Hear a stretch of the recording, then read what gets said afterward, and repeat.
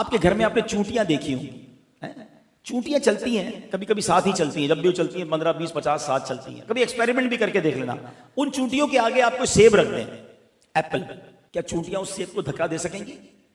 नहीं ना, रुक जाए, क्योंकि चूंटियों के लिए वो सेब एक पहाड़ है।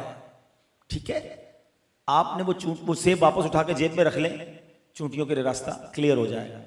चूंटियों के लिए क्या था? एप्पल पहाड़ था, माउंटेन, लाइक माउंटेन। आपके लिए क्या है?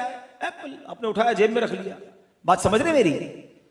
मेरे और आपके नजदीक जो इस वक्त प्रॉब्लम है ना, हमें पहाड़ लगती है, मेरे रब के लिए कुछ नहीं है।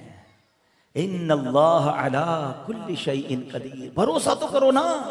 मुझे लग रहा है ये हल नहीं हो सकता, मुझे लगता है मैं निकल ही नहीं सकता, मुझे लगता है मैं फंस गया।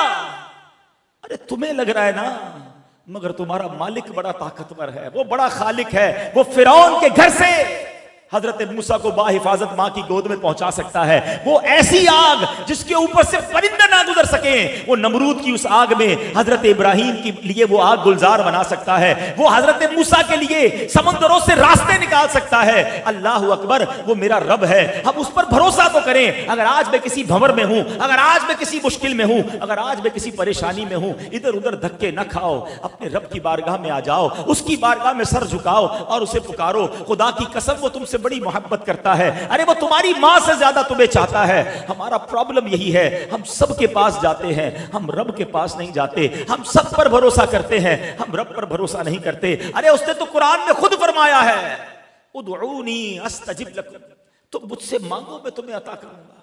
हमारे पास दुआ मांगने का ही टाइम नहीं है। अव्वल तो नमाज नहीं पढ़ते, नमाज पढ़े तो दुआ नहीं करते। इधर इमाम साहब दुआ करें, सारे भाग जाते हैं। अरे ये तो मांगने का वक्त आया है, ये तो गिड़गिड़ाने का वक्त आया है।